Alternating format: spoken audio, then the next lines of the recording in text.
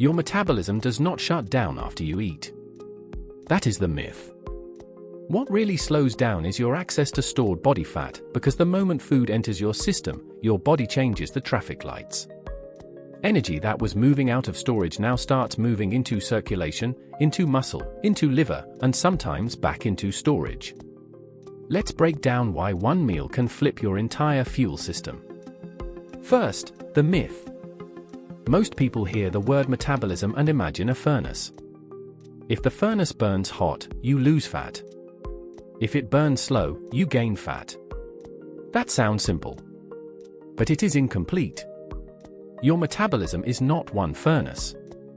It is more like a city traffic network with thousands of intersections, fuel trucks, storage depots, emergency lanes, and traffic lights that decide where energy is allowed to go. After you eat, the city does not go dark. In fact, your body spends energy digesting, absorbing, and processing that meal. This is called the thermic effect of food. So the title is not saying your whole metabolism crashes. The real story is stranger. The burning of stored fat slows because the traffic lights change direction.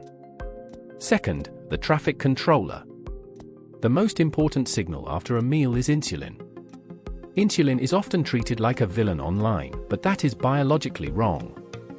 Insulin keeps you alive. Without it, glucose would build up in your blood while your cells starve for usable energy. Think of insulin as the traffic controller standing above the metabolic city. When food arrives, especially carbohydrates, blood glucose begins to rise. Your pancreas sees that rise and releases insulin. Insulin does not say, "Get fat." It says, "Incoming fuel, clear the roads, move glucose out of the bloodstream, and store what is not needed right now." That is a protective job. But it comes with a trade-off. When the incoming fuel lane is open, the stored fat lane is mostly put on red. Third, the fat cell red light. Your fat cells are not lazy blobs sitting under your skin. They are active fuel depots. During fasting, between meals, or during longer gaps without food, stored triglycerides can be broken down into fatty acids and released into the bloodstream. That process is called lipolysis. Lipolysis is how your body lets stored fat leave the depot and become fuel. But after you eat, insulin rises, and one of insulin's jobs is to suppress lipolysis.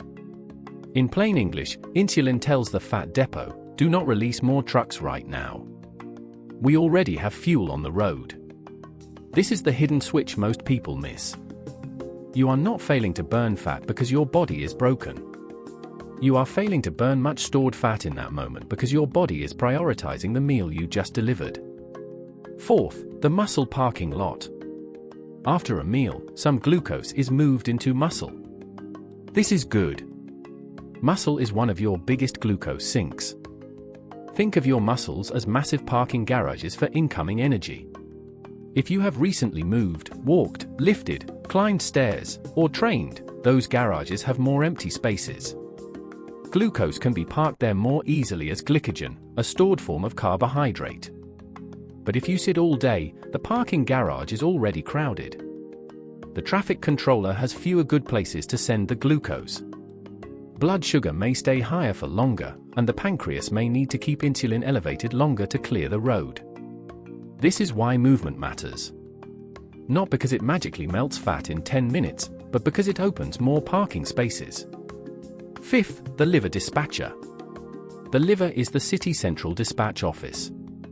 It stores glucose, releases glucose, processes nutrients, and helps keep blood sugar stable between meals. After you eat, insulin signals the liver to reduce its own glucose output and manage the incoming supply. Again, this is normal. The problem starts when the liver stops listening well. In insulin resistance, the muscle, fat, and liver do not respond to insulin as effectively. The traffic controller is shouting, but the intersections are slow to change.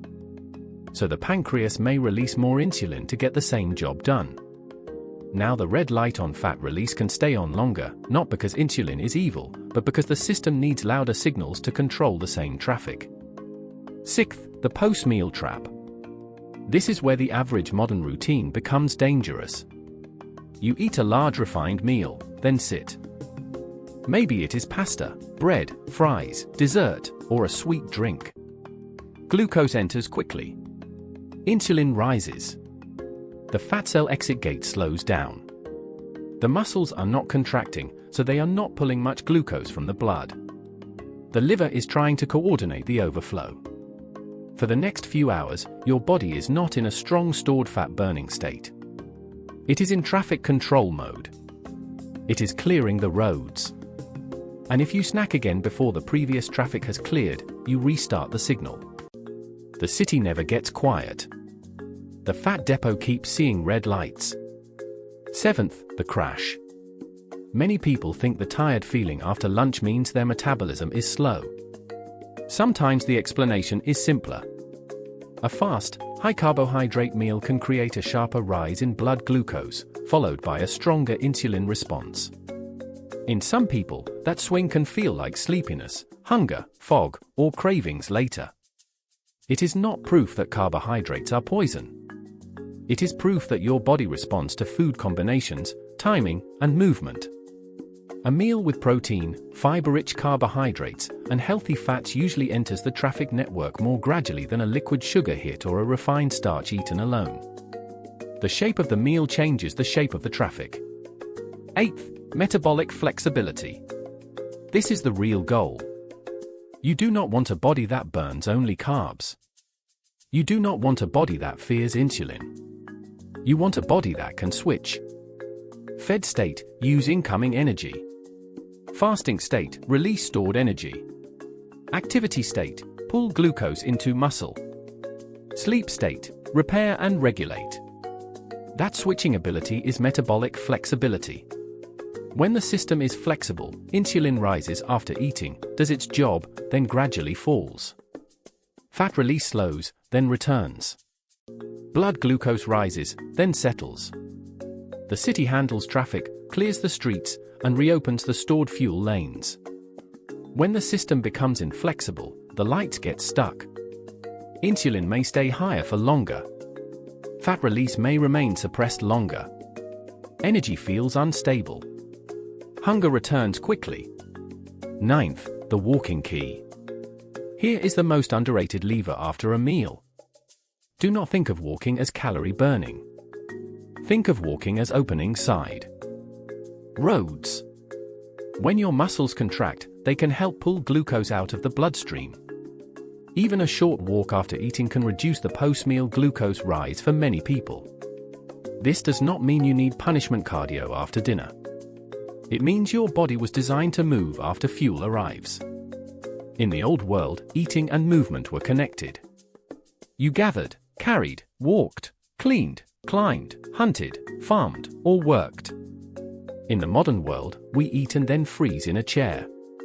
The traffic arrives, but the roads stay closed. A walk is not magic. It is a signal. 10th, the safe takeaway. The point is not to fear eating. Eating is not failure. Insulin is not failure. A post-meal slowdown in fat release is not failure. It is physiology. The mistake is keeping your body trapped in the fed signal all day while expecting it to act like it is fasting. If you want the system to work better, think like a traffic engineer. Give meals structure. Put protein in the foundation. Add fiber-rich plants when you can. Do not make liquid sugar your default fuel truck. Leave real gaps between meals if that fits your health situation.